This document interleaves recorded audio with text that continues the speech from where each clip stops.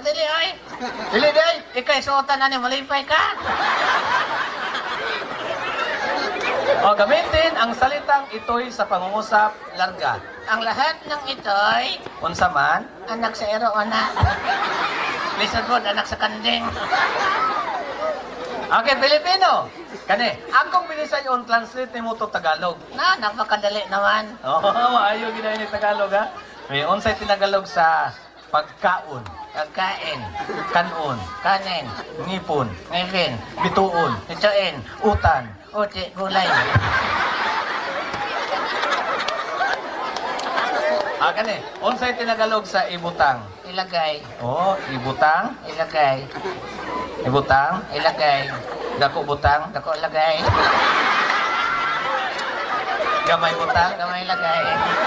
Kuyos butang na, kuyos lagay. guyod butang, Butang na, guyod lagay. oy butang, ha?